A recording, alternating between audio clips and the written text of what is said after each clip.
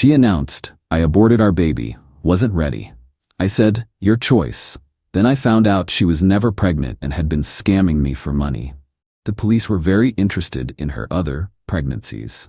I, 32 male, am sitting in a police station right now waiting to give my statement. My hands are steady as I type this, which surprises me. Thought I'd be angrier. Instead, I just feel empty and oddly relieved. 4 days ago, my girlfriend Melanie, 29, sat me down after dinner. We'd been together for 7 months. She looked serious, kept fidgeting with her phone. "I need to tell you something," she said. I terminated the pregnancy. I'm sorry. I just wasn't ready." The words hit hard. We'd been careful, but things happen. She'd told me she was pregnant about 6 weeks ago. I was shocked but supportive, said we'd figure it out together, whatever she decided. "Your choice," I said. Meant it too. Her body, her decision. "Are you okay? Do you need anything?" She started crying. The procedure was expensive. Insurance didn't cover it. I had to use my credit cards. Of course, I offered to help with the cost. She showed me paperwork from a clinic. $1,850. I transferred her $2,000 that night. Told her to use the extra for whatever she needed to feel better. That should have been the end of it. Would have been, if Melanie hadn't gotten sloppy. 2 days later, she left her phone unlocked on my coffee table while she was in the shower. Not snooping, just went to plug it in for her when a text popped up. "Girl, you're genius. He actually believed the abortion story? How much did you get?" From someone named Kayla. My stomach dropped. Scrolled up just a bit, saw Melanie's response from earlier. $2K this time. Easiest money ever. These guys are so gullible when you cry about baby stuff. This time. I took photos of the conversation with my phone, kept scrolling, found more. Conversations about other pregnancies with other guys. Tips on which clinics have the most realistic-looking paperwork. Discussions about the best timing to announce a miscarriage or abortion for maximum sympathy cash. 7 months of dating. 6 weeks of me thinking I was going to be a father.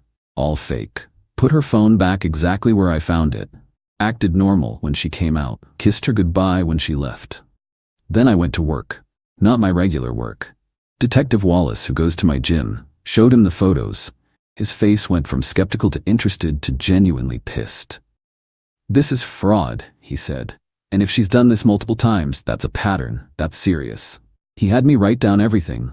Times, dates, amounts, the fake clinic paperwork. Asked if I still had the bank transfer records. I did.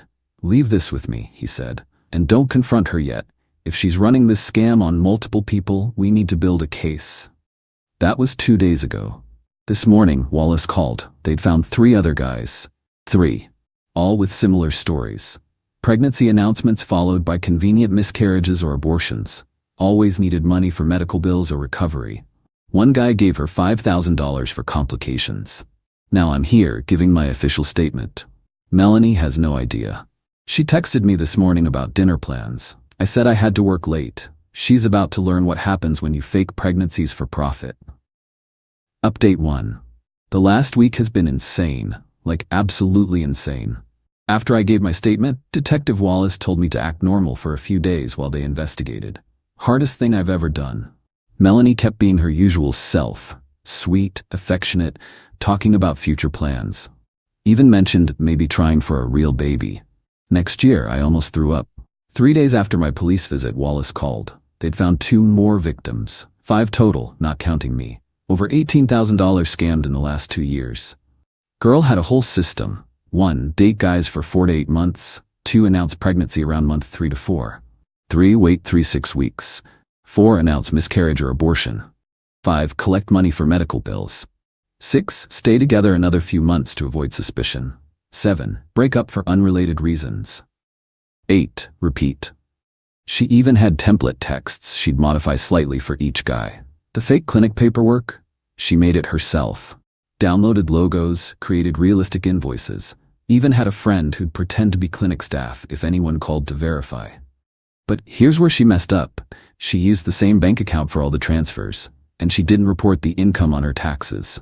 The IRS is now very interested in Melanie's financial situation. Yesterday morning, 6 a.m., I get a text from Wallace. It's happening. Stay home today. I called in sick to work. Around 10 a.m., my phone exploded. Melanie calling, texting, voicemails. I didn't answer. The text started calm. Hey babe, something weird is happening. Police at my apartment? Then confused. They're asking about medical procedures I don't understand. Then angry. Derek, what did you do? Call me now. Then bargaining.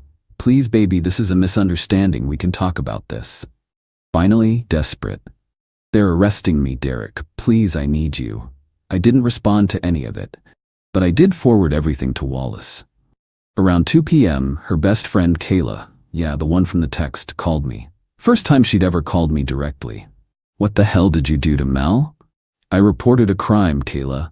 That's what I did. She wasn't hurting anyone. It's not like you couldn't afford it.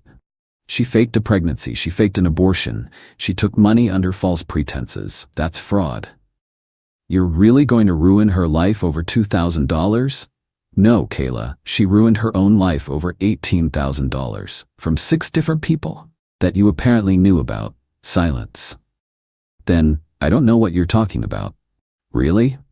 Because I have screenshots of you congratulating her on the scam. Police have them too. Might want to get a lawyer. She hung up. Blocked me immediately after. The entitlement though, like I'm the bad guy for reporting fraud. Like she had some right to scam people because they could afford it. Found out from Wallace that Melanie was released on bail that evening. Her parents posted it. Can't imagine that conversation. Then last night, around 11 p.m., she showed up at my apartment. Banging on the door, crying, making a scene. I didn't open it, just called 911. Told them someone violating a no-contact order was at my door. Yeah, the judge issued a no-contact as part of her bail. She apparently didn't think that was serious. Cops showed up quick, could hear her trying to explain, I'm his girlfriend. I just need to talk to him. He's confused. This is all a misunderstanding. Ma'am, there's a no-contact order. You need to leave. But I live here sometimes. My stuff is inside. She doesn't live here. She has a toothbrush and maybe 2 changes of clothes here. Tops. They arrested her. Again. For violating bail conditions. This morning I got a call from a number I didn't recognize. Almost didn't answer, but something told me to pick up. It was a guy named Jerome. Said he dated Melanie 2 years ago. She pulled the same scam on him, but he was too embarrassed to report it. Saw her arrest in the local news site's booking reports. Wanted to know if he could still file a report. Gave him Wallace's number. The house of cards is collapsing, and she built it herself. Melanie's out on bail again. Her parents had to put up their house as collateral this time because she violated the first bail. The entitlement has reached astronomical levels. First, her parents tried to contact me. Her mom friend requested me on social media with this long message about how I'm ruining their daughter's future and how young people make mistakes. And couldn't I just be a man about it and handle this privately? Handle it privately? She committed fraud multiple times. That's not a mistake. That's a criminal enterprise. I didn't respond, just screenshot it and send it to my lawyer. Yeah, I got one now, just in case. Then her dad showed up at my work. Security had to escort him out when he wouldn't leave the lobby. He kept saying he just wanted to talk man to man and work out a solution. The solution he wanted? Me to drop the charges and he'd pay back the $2,000. Had to explain to him that I can't drop charges. The state is prosecuting her. And it's not just about my money anymore. 7 victims have come forward now. 7. One guy from 3 years ago gave her $8,000 for a high-risk pregnancy that required special monitoring. But here's where it gets really good. Remember Kayla? The best friend? Turns out she wasn't just a cheerleader for Melanie's scams. She was an active participant. She played the clinic receptionist on phone calls. She helped create the fake paperwork. And stupid Kayla. She took a 20% cut of every scam. She thought she was safe because she never directly took money from the victims. But conspiracy to commit fraud is a thing. And when the police executed a search warrant on her apartment, they found her laptop with all the templates, fake clinic logos, and a spreadsheet tracking each victim and payout. A spreadsheet. These idiots kept detailed records of their crimes. Kayla flipped immediately. Full cooperation. Threw Melanie under the bus so hard the bus backed up and ran her over again. Turns out there were more victims who never came forward. 12 total that they know of. Over $40,000 in 2.5 years. Melanie's lawyer tried to get me to meet with them. Said his client wanted to apologize and make amends. I said sure. In court, under oath, in front of a judge. He hung up on me. But the best part, the absolute best part, Melanie made bail 2 days ago. Yesterday, she created a GoFundMe.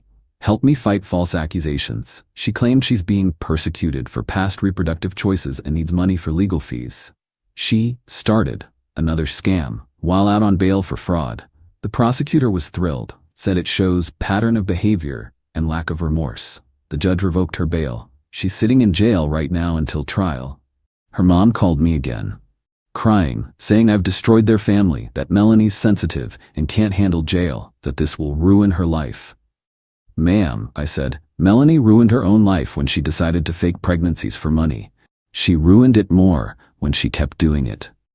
And she destroyed it completely when she tried to scam people while on bail for scamming people. But she's our baby. Your baby is a 29-year-old con artist. She called me heartless and hung up. Heartless? No. I'm just done enabling criminals who think tears and manipulation should get them out of consequences. Trial's in 3 months. I'll be there. So will Jerome.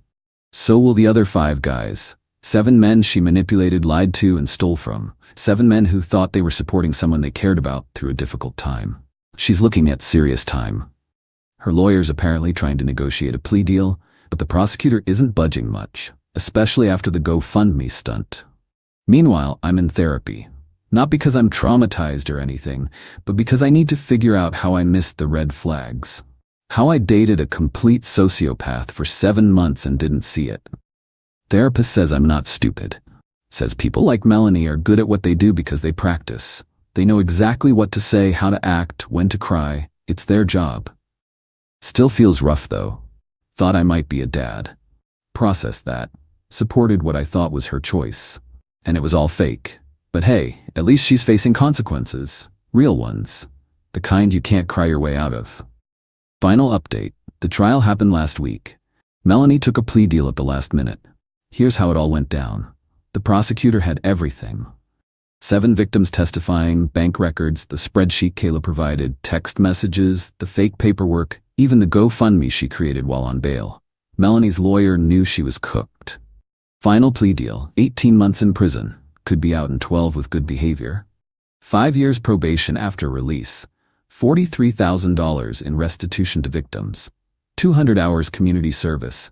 Felony fraud conviction on her record. She took it. Alternative was going to trial facing 5 to 7 years. Court day was surreal, seeing all the victims in one room. We'd been in a group chat for months, supporting each other. Jerome brought his new fiancée. Another guy, Harrison, said testifying helped him get closure. We all sat together. Melanie looked rough. 4 months in jail waiting for trial had taken its toll. No more perfect makeup, no more designer clothes her scams paid for. Just an orange jumpsuit and reality. Her parents were there. Her mom cried the entire time. Her dad looked like he'd aged 10 years. I felt bad for them, honestly. It's not their fault their daughter is a criminal. When the judge asked if she had anything to say, Melanie stood up. We all tensed, expecting manipulation, fake tears, the usual. Instead, she said, I know what I did was wrong. I hurt people who cared about me. I'm sick. I need help. I'm sorry. That's it. No excuses. No blame shifting. Her lawyer probably coached her, but still, it was something. Qley got probation and community service for her part. She has to pay back her cut of the money too. Heard she moved back with her parents out of state. The restitution process is interesting. Court takes her prison wages, like 30 hours or something, and any money her family sends her. We'll probably never see the full amount, but it's the principle. But here's the wild part. After court, I was contacted by a documentary producer. They want to do a true crime episode about the case. The pregnancy scammer or something. Interviewed me and Jerome already. Others are thinking about it. Melanie's story went semi-viral on legal blogs. Apparently fake pregnancy scams are more common than people think, but rarely prosecuted. Our case is being used as an example of why victims should come forward. As for me, I'm doing okay. Still in therapy. Trust issues are real after something like this, but I'm working through it. Started dating again slowly, very, very slowly. And yeah, I'm way more careful now. Saw Melanie's dad at a grocery store last month. He just nodded at me and walked away. No confrontation, no anger. Think he finally accepts his daughter is responsible for her own choices.